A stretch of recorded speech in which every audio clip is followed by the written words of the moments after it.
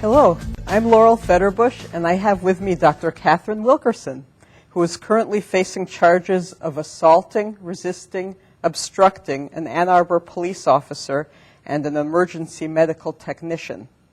We're going to be talking about her case. Hi, Catherine. Hello. First of all, tell us about yourself, what type of medicine you practice.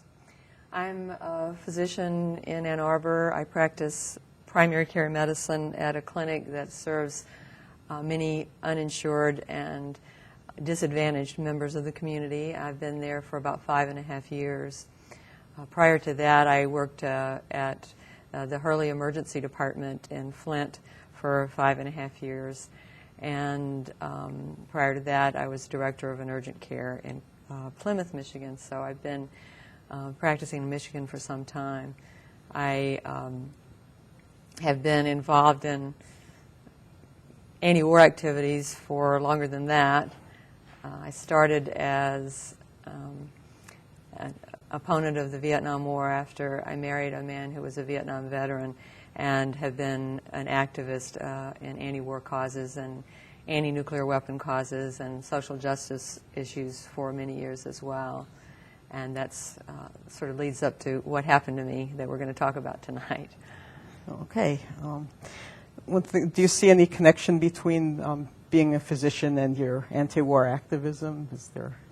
Well, I think that's a great question. I've always felt that physicians have a special obligation in society to try to stand up for justice for other people and to protect people from unnecessary suffering and death. And opposing war seems to me the most basic of any of those things. And I've been trying to live up to that obligation throughout my whole career. Okay. So can you tell us about what happened, why you're facing these charges? On November 30th of 2006, the American Movement for Israel group on campus at the University of Michigan brought in a speaker who advocates regime change in Iran. His name is Raymond Tanter. He is a former member of Reagan's National Security Council. He was there during the time that planning for Iran-Contra was going on. And he advocates regime change, including as a possible option a first strike nuclear weapon attack to be launched by Israel using U.S.-made robust nuclear earth penetrators, which, if used according to studies done by the Union of Concerned Scientists and by Physicians for Social Responsibility, of which, by the way, I was a member for many years, and which was the American affiliate of International Physicians for the Prevention of Nuclear War, which was the recipient of the Nobel Peace Prize. So we sort of were all recipients of the Peace Prize. Oh, congratulations. Thanks. And according to those studies, if the plan were to be carried out, that has been advocated as a possible option by Raymond Tanter, it would result in an incredible catastrophe throughout the Middle East. And it was something that simply had to be opposed. And so I and a few other people went to the presentation at the Michigan League on November 30th, and there were people there to express voices of dissent, including heckling, which is expressly permitted under university policy and which is an exercise of your First Amendment rights. The sponsors, who are the students in the AMI group, An AMI is what again? The American Movement for Israel. Okay.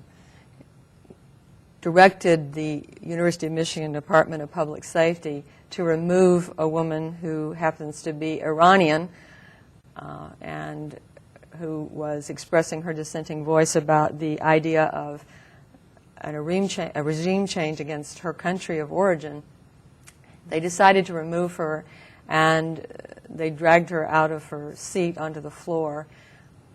A couple of other protesters went to her aid, and all three of them ended up getting arrested.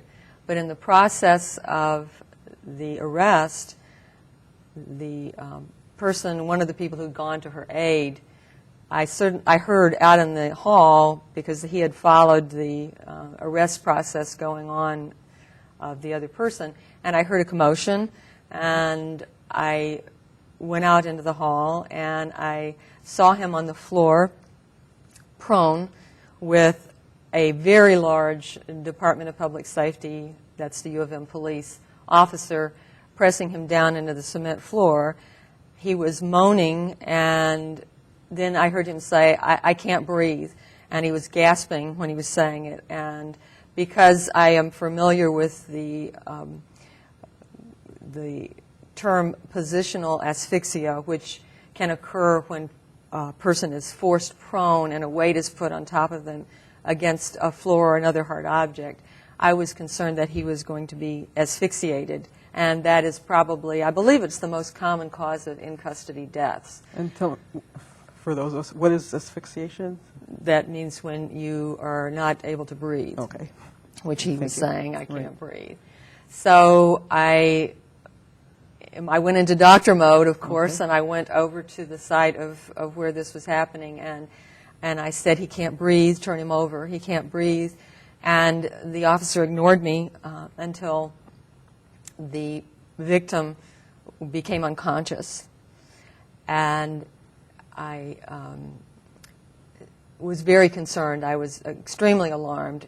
The officer then agreed to turn him over and left him lying unconscious with his handcuffs on his wrist underneath him, so that you wouldn't be able to resuscitate him in that position, and also it would cut off circulation and potentially damage nerves. And he was unconscious, and so I said, take the cuffs off. You need to take the cuffs off.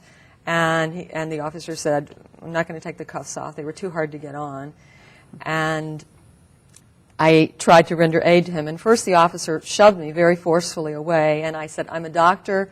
I had already said that, by the way. I'm sort of getting ahead of myself. But I had identified myself very early on. I'm a doctor. I'm a doctor. Please listen to me.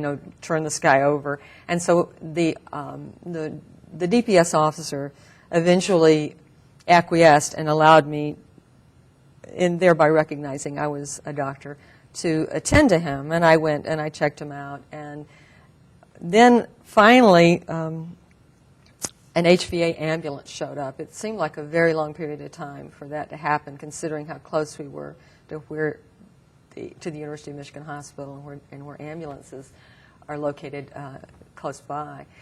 And when they arrived, 3 paramedics then went over to the victim and began doing various kinds of activities on him, such as putting a cervical collar on him,